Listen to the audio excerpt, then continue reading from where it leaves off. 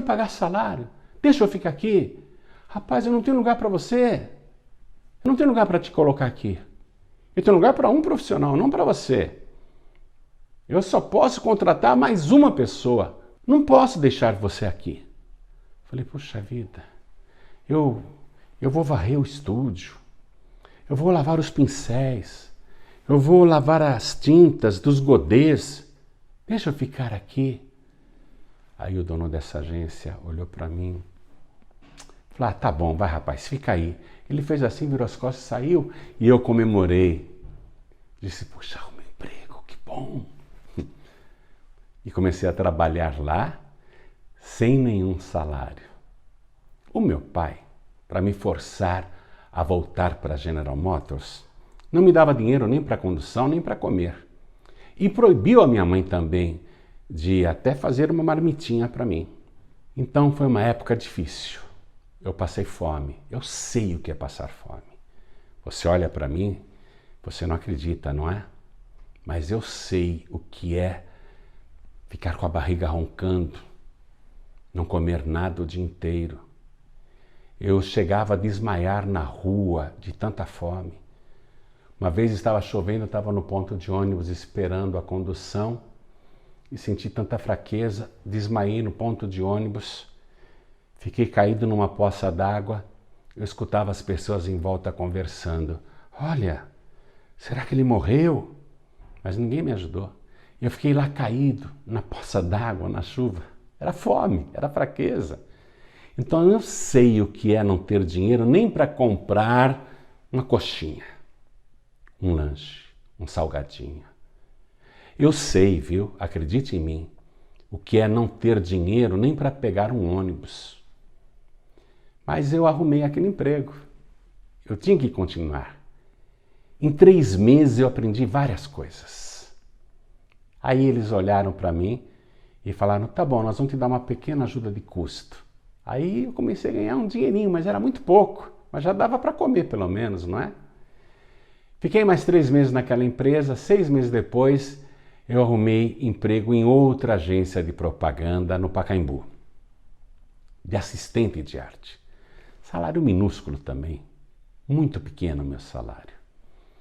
Mas feliz porque eu estava trabalhando com desenhos, com arte.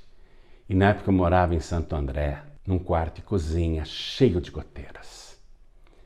E eu pegava um ônibus até o Parque Dom Pedro, subia a ladeira Porto Geral, pegava o ônibus circular Avenida, descia na ponte do Pacaembu, andava vários quarteirões a pé e trabalhava como ajudante de arte ali naquele estúdio. Ganhava muito pouco mesmo. Por isso, na hora do almoço, eu comia lanche ou salgadinhos. Às vezes não tinha dinheiro nem para um salgadinho, então não comia. Mas feliz da vida, porque eu estava trabalhando com aquilo que eu gostava. Nessa época, eu me converti. Outro dia eu conto o meu testemunho de conversão. Mas eu vou resumir. Eu me converti e frequentava uma pequena igreja de bairro. E eu vivia perguntando para Deus, ó Deus, por que eu sou tão pobre? Eu não faço mais coisas erradas. Eu venho para a igreja na quarta-feira à noite, depois de um dia de trabalho. Eu venho para a igreja na sexta-feira à noite, depois de um dia de trabalho. Sábado eu vou ajudar o evangelismo, vou distribuir folhetos na feira, até no cemitério eu vou distribuir folhetos. No domingo de manhã eu estou na igreja. No domingo à noite eu volto para a igreja. Eu mudei de vida. Puxa, meu Deus, por que o Senhor não me abençoa? Por que eu sou tão pobre? Eu vivia perguntando isso para Deus. Senhor, por que eu sou tão pobre? E a vida naquela dificuldade. Deus, meu Deus, por que eu sou tão pobre? Me responde, Senhor, por que eu sou tão pobre? Por que o Senhor não me abençoa? Um dia, Deus mandou a resposta através do tesoureiro da igreja. Terminou a reunião, eu me lembro, aquele tesoureiro chamava-se Doroti, E ele chegou para mim e falou assim, João Ribe, você é dizimista?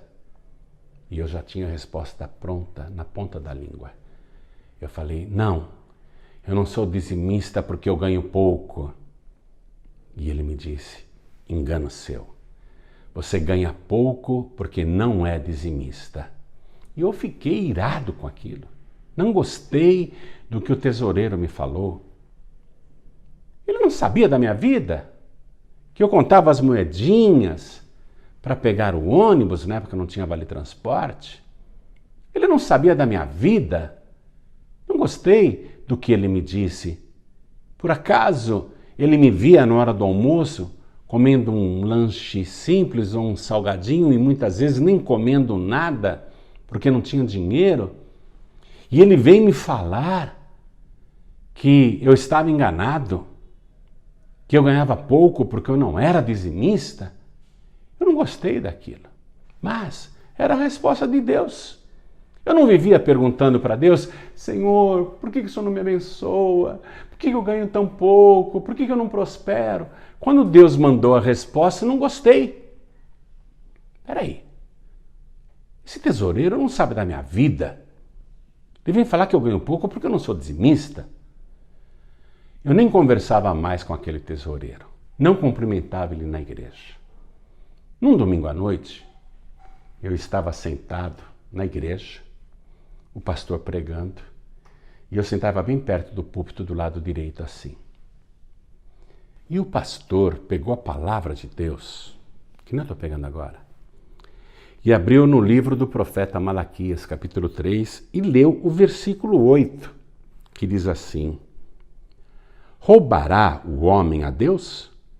Todavia vós me roubais e dizeis, em que te roubamos? No dízimos e nas ofertas alçadas. Com maldição sois amaldiçoados, porque me roubais a mim, vós toda a nação.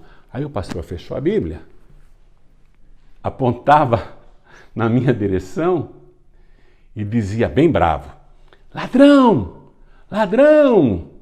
Ele só apontava, ele não olhava para mim. Mas eu sabia que era para mim. Ladrão, ladrão, quem não devolve o dízimo é um ladrão e os roubadores não herdarão o reino dos céus. Devolve o dízimo, seu ladrão. Puxa, eu fiquei pasmo. Eu pensei, peraí, quer dizer que além de pobre, eu sou ladrão? Que igreja é essa que eu vim parar? E fiquei chateado com aquela palavra. Naquela mesma reunião, o pastor pegou os impressos de santo dízimo, os envelopes, e começou a dizer, pegue aqui o envelope de dízimo e pare de roubar a Deus. Eu me levantei e fui pegar o envelope do dízimo, só para o pastor pensar que eu ia dar o dízimo. Mas eu já tinha decidido que eu não podia, eu ganhava muito pouco. Como que eu ia dar o santo dízimo se o meu salário não dava nem para mim? Se eu não ganhava nem para o meu próprio sustento, como é que eu ia dar o dízimo se nunca sobrava? Mas eu peguei o envelope do santo dízimo e coloquei dentro da minha Bíblia. E continuei naquela dificuldade, trabalhando de assistente de arte numa agência de propaganda no Pacaembu. Aí eu me lembro bem que ao receber o meu pequeno pagamento, eu pensei, já que o meu salário não dá nem para mim, já que sempre falta no final do mês, quer saber? Eu vou dar o santo dízimo. Assim aquele pastor para de me xingar de ladrão. Eu ganhava na época 1938, eu não lembro que moeda era, mas era um pequeno salário, muito pouco mesmo. Separei R$ 193,80, coloquei dentro daquele envelope de dízimo e no domingo à noite o pastor mandou que todos que tinham trazido o santo dízimo que entregassem no altar. E fizeram aquela fila, né? O pastor ia pegando o envelope de santo dízimo de todo mundo. Eu peguei o meu envelope de dízimo, que estava com R$ 193,80, e fui na fila também.